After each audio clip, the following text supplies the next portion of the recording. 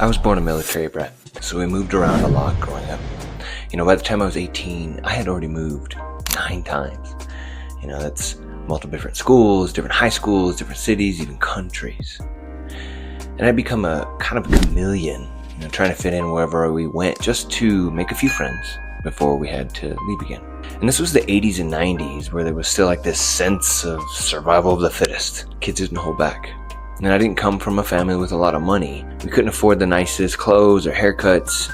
My mom even made me a pair of pants once that had like swimming iguanas on it.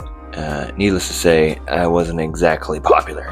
And I had big, thick glasses, oversized frame. I was an easy target. So I built armor, emotionally, and eventually physically. And I got my first tattoo in my buddy's bedroom at the age 15. And it was supposed to look like a cross, but instead it looked like a wobbly T. And my mom was furious, of course. But she made a deal with me. If I kept my grades up and didn't get any more unsafe tattoos, she'd sign for me to get a professional one. And she actually followed through with it. So my mom, my stepdad, and I, all of us, got tattooed together on my 16th birthday. And that day changed how I saw tattooing. It wasn't about rebellion or toughness anymore. It was about transformation. It was a rite of passage. After that, tattooing became my obsession. But there was no internet, no access to equipment, and nobody wanted to teach me. So I had to join the military myself.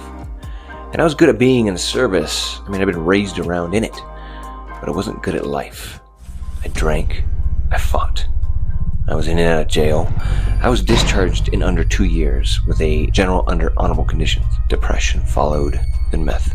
I chased stimulation because I didn't know peace. But even in that dark, God was still working.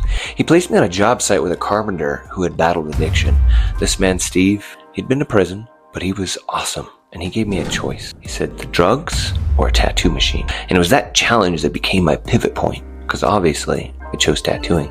And I poured myself into it with the same intensity I once gave partying and addiction. Tattooing became my whole life. And I was decent at it early on. I built a good following. And after 10 years, I opened a shop in 2010. I had a son, I had a daughter. Tattooing became not just a job, but a business, a mission, and a movement. I grew my shop into one of the best in the state. And then eventually I served as the chairman for our local regulatory board, then the public relations officer for our trade organization. I've traveled, I've spoken at conventions, I've lobbied lawmakers. I was preaching the gospel of professionalism in tattooing. But I didn't realize I had made tattooing my God. And I sacrificed my family, my friendships, and my soul on the altar of success. And then it hit a wall. You see, I was invited to speak in India to share about tattooing in front of 750,000 people. It was one of the biggest highs of my career. But when I came home, I got sick. Something I ate overseas wrecked my gut. And I was bedridden for days, delirious, dehydrated, and even feverish.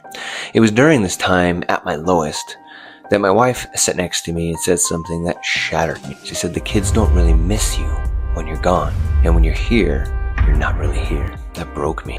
She'd said things like that before, but this time it stuck.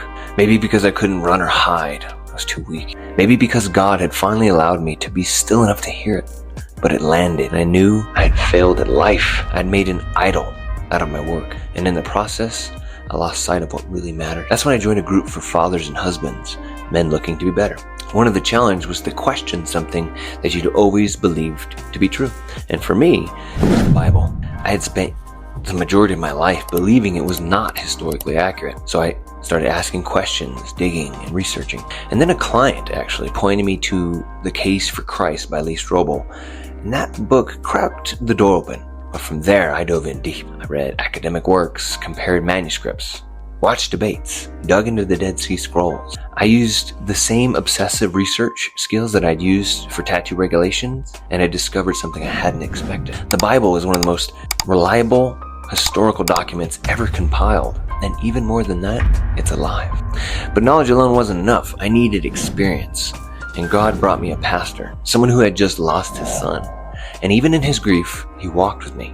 He listened. He poured into me. He didn't preach from a pedestal. He loved like Jesus. I went to church for the first time since I was a kid, with my wife and kids. And I hadn't raised them in the faith. If anything, I had steered them towards New Age ideas and Buddhism. But when we sat in that church, it felt like the message was just for us. And the worship hit something. And afterwards, it wasn't just me. It was my whole family who wanted to go back. That's when I knew God was calling me home. And here's the amazing part. God didn't just save me from tattooing. He redeemed it. He took the very thing that I idolized and turned it into a ministry. Tattooing teaches people how to sit with pain. It teaches trust. When someone gets tattooed, they have to resist the fight or flight instinct. They have to surrender, let someone mark them permanently. And there's something deeply spiritual about that, because that's what Jesus did. Isaiah 53:5 says, "He was pierced for our transgressions, crushed for our iniquities. The punishment that brought us peace was on him, and by his wounds we are healed." Jesus didn't run for the pain. He didn't fight back. He surrendered. He surrendered to the Father's will and endured the lashings, the nails, the mocking, not just to forgive sin, but to bear the scars that would become our redemption. Scars tell stories, and in tattooing we often take pain, trauma, loss, and we turn them into beauty. We mark our bodies to glorify rebellion, to remember resurrection, to reclaim something the world tried to steal. Jesus still carries his scars, and now I see that my work as a tattooer can reflect the same truth. Every tattoo has a story, and when I tattoo somebody, now I pray with them. I listen to their pain. I invite the Holy Spirit into this session, because it's not just about ink, it's about healing. So if you're listening to this or watching, maybe you're carrying wounds, emotional, spiritual, physical. Maybe you feel disqualified, but I'm telling you, God can take your wounds, your mistakes, your failures, even your addictions, and use them to heal others. And the pain you've endured doesn't disqualify you.